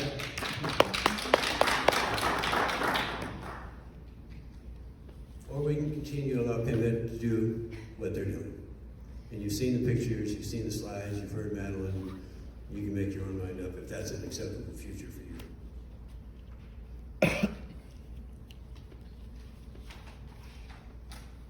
So the options of getting out of PenMet.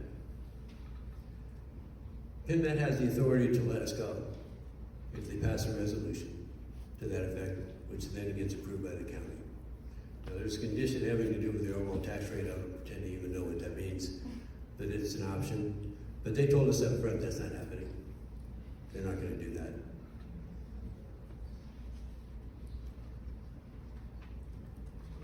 So if you don't get the resolution, what's our next choice?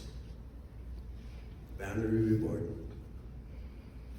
The Boundary Review Board is a Pierce County entity made up of 5 people who are appointed by the governor, mayors, the county, and the park districts. And they have the authority to establish boundary lines. They established PenMet's boundary lines when it was formed. They can also change it.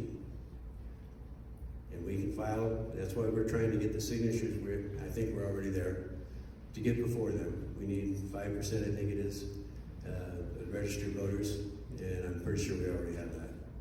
So we can go before the Boundary Review Board and state our case. We may win, we may lose. Don't know. There's a lot of factors the Boundary Review Board has to take into account in making their decision. Most of them don't apply because they have to do with growth areas, with growth management plans and that kind of thing. But there's some factors that are in our favor, and I can't find a single factor, I think, in my opinion, that's against us. So what are the ones that are in our favor? Per capita assessed valuations are higher because we're an island. We have a lot of waterfront as a percentage of total property, which gives us, since the assessed values is what the park district survives on and the taxes it imposes. So it gives us a chance for financial success. PenMet's told us we haven't got a snowball's chance in hell of making that happen. I have to ask you, we're giving them $1 million. Do you think we could manage our parks for something less than that? Yeah. Yeah, me too. Yeah. Natural boundaries are a big consideration. We're an island, for Pete's sake. We've got most natural boundaries you can think of. PenMet wouldn't have much of an argument if they come to the boundary review board and say, we need to keep these properties on Fox Island because of the history, the condition of those properties, the zero investment they made in them, I don't think that's an argument that would carry the day with the boundary review board. Especially when you compare it to what we've done with the chapel and the Nichols Community Center. Vast difference, don't you think? Yeah. I loved it when our flyer, when we said, this is what you get for zero tax dollars, and what you get for $1 million tax dollars, stark difference. And here's another question. Why are they opposing us? We're a pain in their you-know-what for them. What's the answer to that question? We're a cash cow. You guys are way ahead of me. Yes. They've never explained their opposition to us. They just say, we're not helping you, we're not going to do anything to help you get out of it. Because they don't want to give us the real answer. So here's the possible ones. Is it because they love our parks? You walk through those, and I think that tells you the answer to that question. Or maybe because they enjoy putting programs on you. Oh wait, they don't do that. Or is it, as you said, the money? It's the only answer I can come up with. You can come up with your own. All right. So, if we're successful in getting out of the district, and this is another valid question, what are our options at that point? Our group, I want to stress, is not advocating any of these. We're putting it out there for you to decide what you want. We're not trying to govern anything here, we're trying to educate. So we're going to look at some of this. Let me read this slide to you. First, the slide, how would Fox Island community acquire title to the 3 properties? That's a valid question. If this were to happen, 2 or possibly 3 options could be considered. We form a metropolitan park district. As Steve said, that's probably impossible for us. I disagree. Did you know that we had a metropolitan park district on this island already once? Yep. Yeah. Not impossible. Okay. Each of these 3 options are going to be explored in depth in the next slides. I can't stress enough that it's your right to choose. Your right to choose. All right. If we do our metropolitan park district, here are the advantages. It has the power to tax. That's 2-edged sword, as we'll find out. It's also on the disadvantage side. They have the ability to raise funds for executive directors, maintenance, security, all the things that are listed there to operate. And it's kind of a nice aspect. Nichols Center and the FICA Trust, it's all donations and it's all volunteer. This would be a little more formal and a little more regular. That's kind of an advantage. But there's also disadvantages. The power to tax, again, at the top of the list. We are going to be paying taxes if that's the way we go. It's expensive to create because you have to go through a voter approval process. You're going to have to hire people, maintenance staff. Commissioner compensation is minimal, but it's a factor. Commissioners need to hold formal board meetings and obey the Open Meetings Act and all those things that apply to them, the Public Records Act, that kind of thing. So there's a structure that's associated with it. Okay. And then we run into the risk that the same issues could happen that are happening now with our own. There's no guarantee. We don't know who the commissioners would be. We don't know how they're conducting business, so there's a risk. We could have FICA Trust manage it. FICA Trust has shown it knows how to manage property. It's a well-funded entity. It's got over $300,000, right, in the bank? Yeah, that's correct. Yeah, $300,000 in the bank. The Nichols Center is looking great. It's got a track record of managing properties very well, mainly thanks to this gentleman sitting here. The structure is already in place. It has the volunteers. It's a viable option. It also it happens to be a property that Steve would love to manage. He told me that. A group that I'm with are already on the FICA Trust Board, and I can't tell you the board would approve this, but they would certainly be open to the conversation.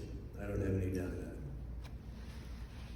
There are some disadvantages. It's not staffed to perform the duties that need to be done, but again, they have access to volunteers on one side and down the other. There might be possible board opposition. We really haven't had a discussion at the board level because FICA is staying out of this at this point in time as an entity. And there are probably others that we haven't thought about. Yeah. So how do we acquire title? That's another valid question. No matter which option we choose, somehow we've got to end up owning these properties. Okay. I proposed to them in a letter, and it's on our website, that they could transfer the fishing pier and boat launch to us for what they paid for it. 0.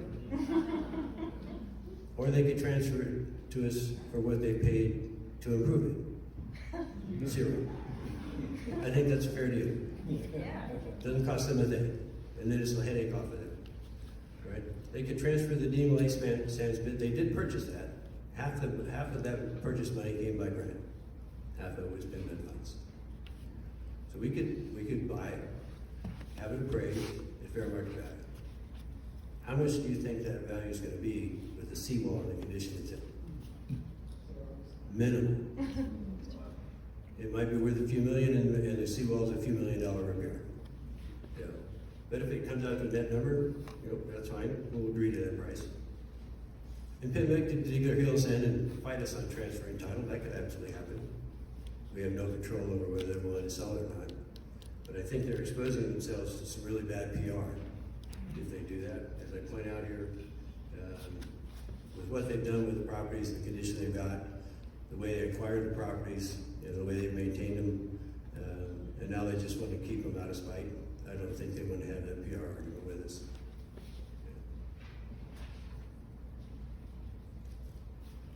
I think I've gone through the next 2 slides already.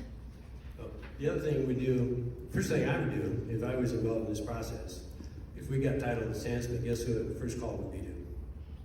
Pierce Conservation District. I'd say, I want you out here. We're going to start this project as soon as you can put it on the board. That would be my first call. Why that's not happening already, I have no idea. We could go after grant money just like PenMet did. They can do it, we can do it. Yep. There's an equally important question that we need to ask. What might happen if we do nothing? Valid question.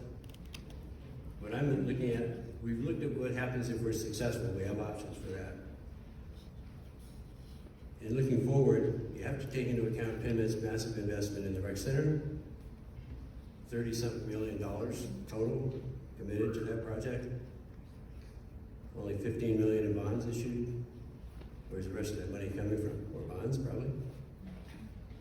And the way the law reads, if you're a member of a park district when the bonds are issued, your property remains liable for those bonds for the life of the bond, whether you get out of that park district or not. So we're stuck already with the $15 million. That's a lien on our property no matter what. But it's going to be a bigger one. Has to be. They don't have the money to build it out of cash. They've also shown, as Steve demonstrated tonight, a strong propensity to want to tax us at the maximum rate.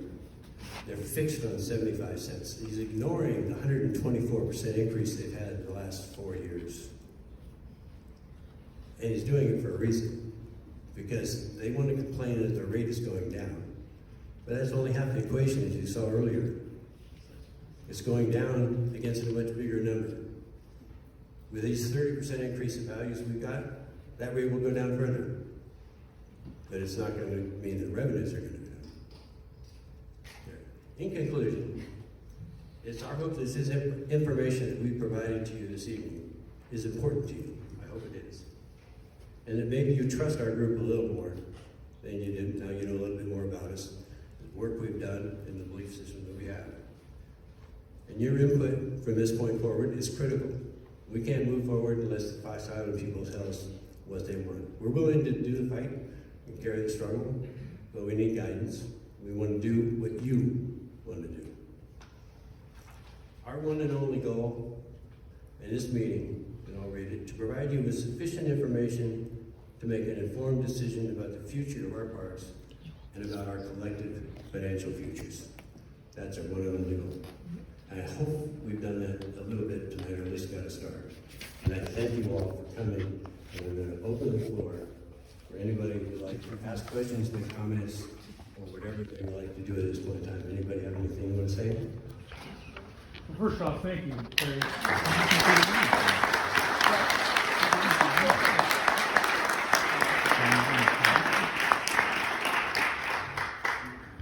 Thank you. We have a hand up. Yeah, absolutely. Hi, everybody. Can you hear me? Okay. I know it's been a long night, a lot lot to take in, and I just want to really thank you each for coming. This is important, and this is an issue that my husband and I feel very passionately about and have been involved with for the last year. And we've lived next to the Fishing Pier Park for 12 years. And so we do consider ourselves a very credible source as far as what things are like before, during, and now after the park host program. And a year ago, this started just as a park host question. When we heard that they were discontinuing, we said, why?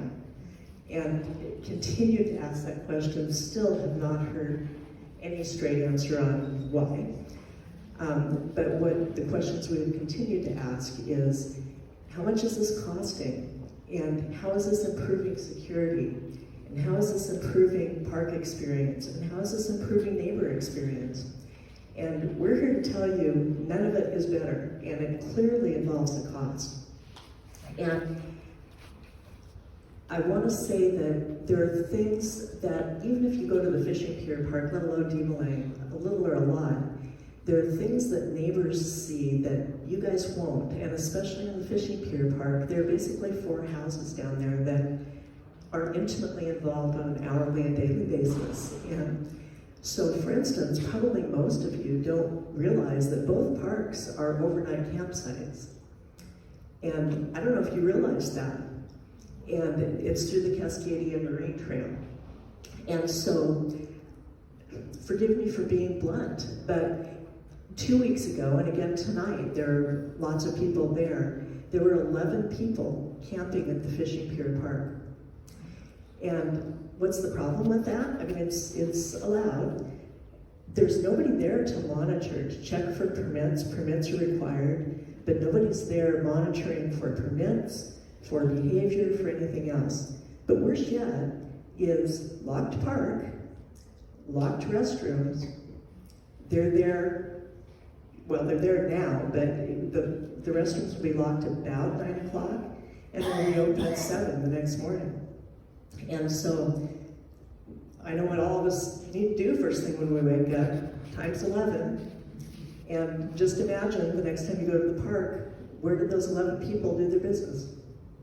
So sorry to be so gross and blunt, but the point is that we've raised that concern with PenMet. Nothing. We begged them to keep the restrooms open, and they refused, and they called the park department and refused. And so that's just a small example of the things that we see on a daily basis. And yes, we do feel passionate about it.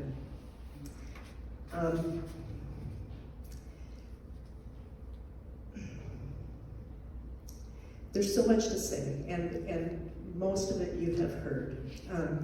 And all I would say is, I wasn't born yesterday.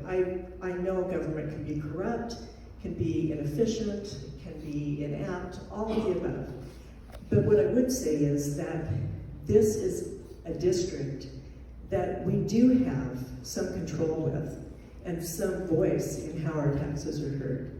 And so for me at least, I mean, yes, it impacts me directly, but I can't in good conscience see these things and say, oh, well, that's government for you. So I really ask you, I don't expect you to feel as earnest about it as we do, because we live next to it, it's more directly impactful. But please, look at this. This is not what I want from a public agency. And the worst of it is the zero communication. And Steve, bless him, has told us, oh, we care so much about communication. And Steve came to our house in December. And one of the last things he said to us was, he looked at me and said, I know you expect to find something here, but there's nothing to find. Which I found a really strange statement to hear. And that was in December. And some of these things we knew, but a lot more we've known since. And I'll just ask you, is there nothing to find? This is what we know so far. And the last thing I would say is that... He's not even paying attention. He doesn't care. And the last thing I would say is that Steve, you heard him for 20 minutes or whatever he spoke. It all sounds good, but look at actions. And what I would say is, for instance, every one of us drives by Peninsula Gardens every single day driving into town. And as you drive by, look at it and ask yourself, look at how it's run down, how it's not used. It's been owned forever. And look at it and think, is PenMet doing a good job? Is this something I want to be a part of? And I think the answer is obvious. And the last thing I would say about Steve, and bless him for being here, I think that took a lot of courage. But he's been there for 7 years. And so in my mind, he's part of the problem, not part of the solution. And I don't see somebody that magically now has seen that we're unhappy and he's gonna fix it. And he was very careful to tell you, he's one of 5. So just please, see the gravity of these things. And as I say, I think there's more. And I think you will see more. And I don't want to be the one to say I told you so 2 years from now. So thank you again for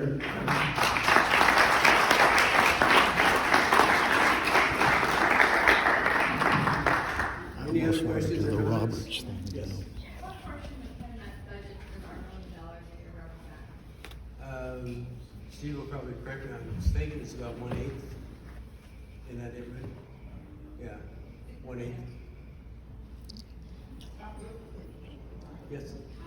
How are your employees, PenMet employees, required when they leave voluntarily? How are they required to sign a document?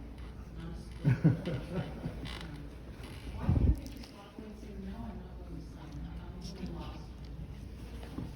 I wish I had the answer to that question because I can't find it either. But it's a very common thing. They're compensated a little. Yeah, a little. Not much. And we're paying for that extra compensation. Yes? Comparison, I first walked down with number, who would say the city of Gig Harbor contributed into this? Into PenMet? Yeah. Nothing. Nothing. What do you mean? Nothing.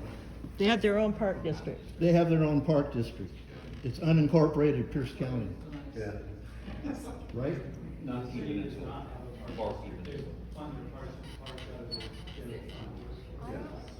Any other questions? Yes? Can I speak? Can I speak? Yes, absolutely.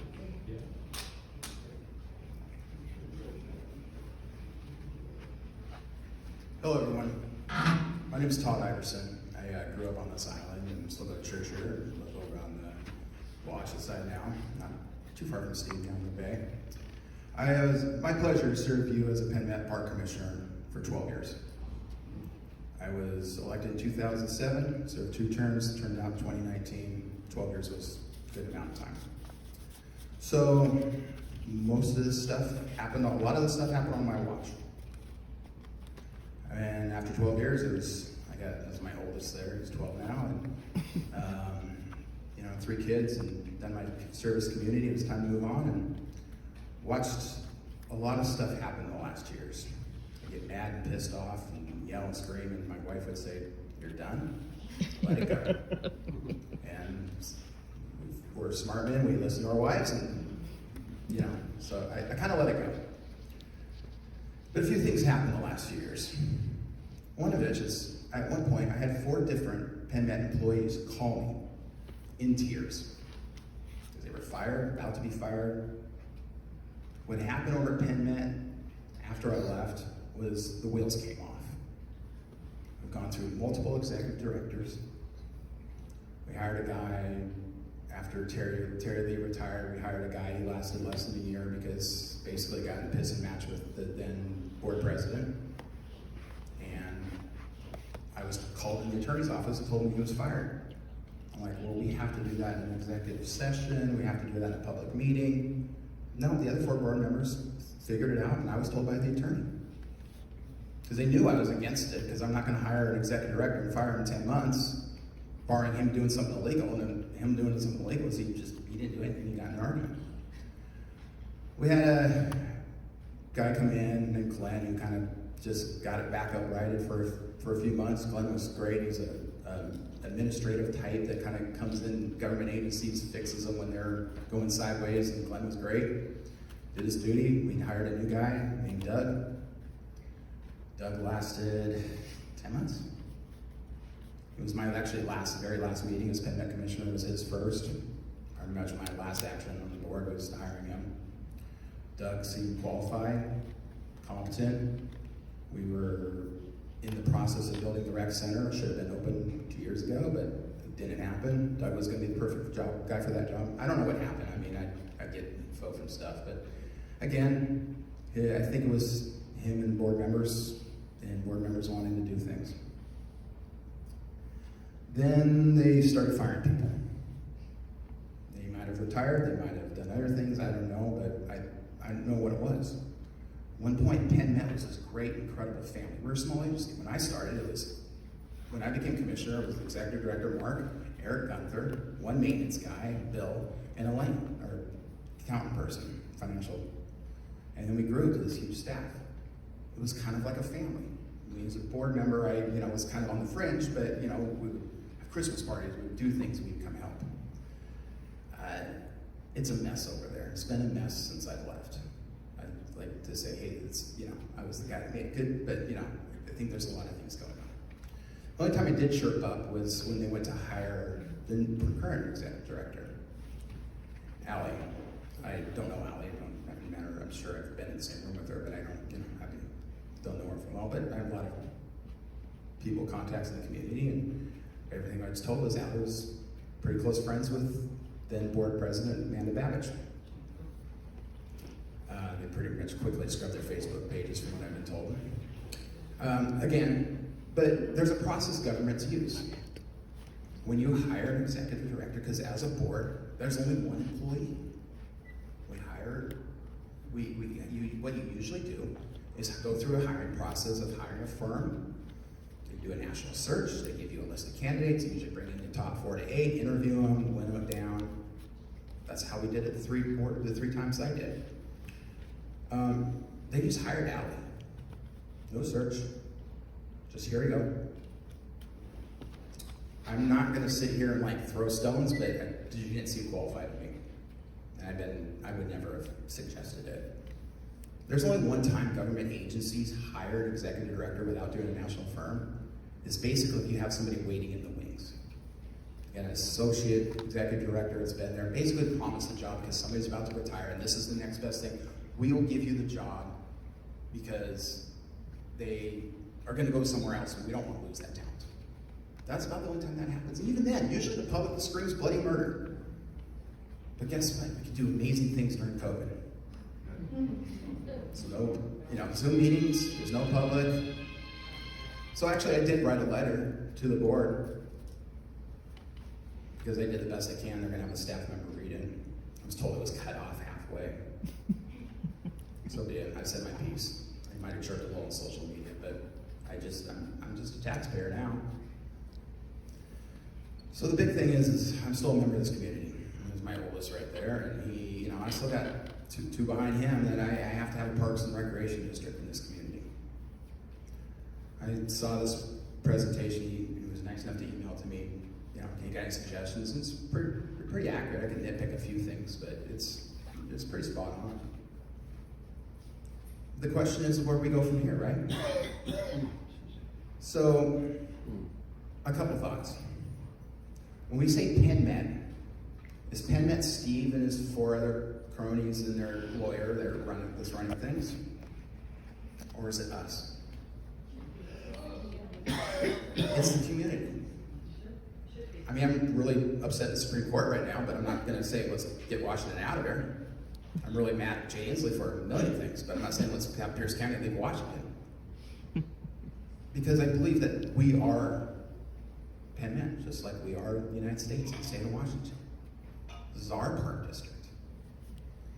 The problem is if you take Fox Island out of PenMet, yes, you can take your money and run. I completely understand. You have every reason, you have more than enough reasons. But I'll tell you also what you also take. So what happens to, I just coached 2 PenMet baseball teams and I had about 4 or 5 kids on each team from Fox Island. PenMet does a lot of other things too. I think the solution is to figure out how we right the failing ship that's PenMet. I wish that one slide would go back up there about, you know, the solutions, because honestly, I believe it's the 5 commissioners. They were probably, I mean, I worked well with Steve, and thanks Steve for coming. That shows balls. I mean, to sit here and take this for the last 2 hours. Where are the other 4 commissioners? Yeah. Where's Ally? Where's Ally? What's her background in the Parks and Rec department? There's none. Zero. I don't know. I'm not. They can answer that. The point being is I guess if I have 30 seconds more of your time, I don't know if the road of going down to get out of PenMet's the answer. We are a big community. Whether you live in Fox Island, Gig Harbor, the Key, City of Gig Harbor, Rosedale, we all join in this. I mean, I made decisions when I was, you know, probably did not do stuff on Fox Island because we needed to build Zamo Park because we needed baseball fields. We don't have enough fields in this community. Now we can build fields on Fox Island, but it's, when you look at the Park District, you're trying to build stuff centrally, you just do stuff. I was the guy that suggested buying Penn Gardens. You know why? The only meetings we had were crowded like this were from dog people that wanted dog parks. And I drive by it every day just like you guys do, and I said, wow, that's for sale. It's fenced, it's got a parking lot, we can open it up tomorrow. And then we got it really cheap, and it's still a good piece of property, and maybe, probably when my son's my age, they'll do something with it. But the point being is that we all have to come together and figure out a better solution. I know it'd be easy to cut and run, but I think it'd be easier to find out a way to put 5 people in charge of PenMet that actually do things. And for me, when I found out what they were doing to staff, that showed me that these are people who do not have the scruples to lead our community. I'm sorry, but you know, maybe one staff member crying because of what's going on, being forced to retire or something is one thing, but 4. And now I just found out today that the head guy for the summer camps gave us 2 weeks notice. This is summer camp season. Did he have to sign an NDA? I mean, I don't know. I don't know what's going on. I could probably go off for an hour about the attorney, but I'd probably be sued by him for slander, I'm sure. But I mean, there are some fundamental problems. And you have, in my opinion, people who are not qualified. Being a commissioner is hard. I'll give them more grace than probably anybody in this room because I was in their seat. It was tough. You don't have many people telling you what to do. You have to guess. Most park board meetings before this, even before COVID, we had 2 people there. I don't know if I'm going to build a field or build a pickleball court or a baseball field. I mean, I have to make those decisions. I don't know. I don't have guts here. There's no training. But I know how it is to treat people. And that's what I want from elected leaders. I want people to treat people well, because at the end of the day, PenMet is going to be run by the staff, not by the commissioners. And that's the problem right now. I'm looking at Ed, because I know Ed got fired because he got in it with the commissioners. He was a trained engineer. But 2 commissioners, they knew better. No experience, no degrees, but they knew better. So bye, Ed. Stop arguing. Start telling me what to do, even though Ed is an expert. And I may be oversimplifying all of this. But thank you for coming tonight. You guys, except for one time when a tennis court people, it's the most I've ever seen people care about parks. I urge you to have a good conversation, to get to the solution. Don't be rash. The solutions are hard and the solutions are going to be long. But we're all in this together because we are all PenMet. Thank you. Thanks.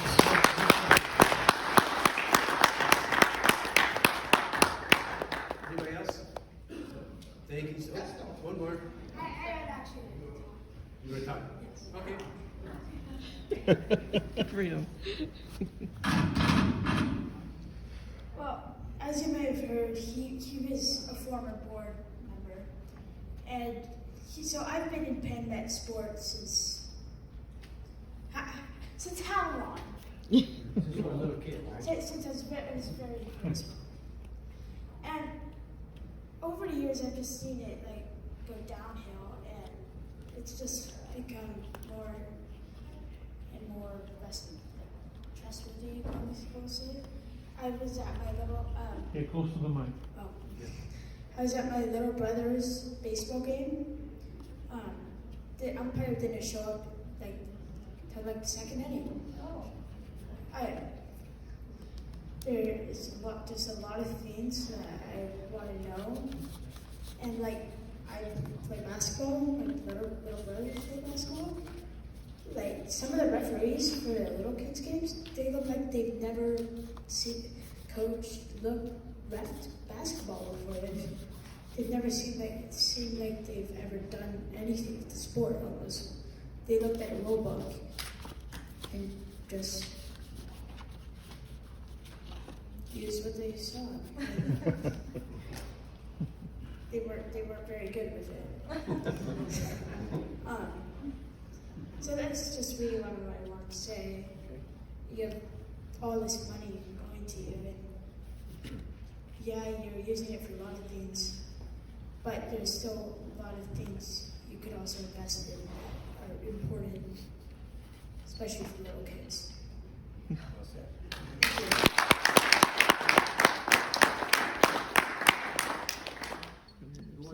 Follow the eloquent little kid. Not me. Anybody else? Thank you so much for coming. I know it's a long meeting. Really appreciate it.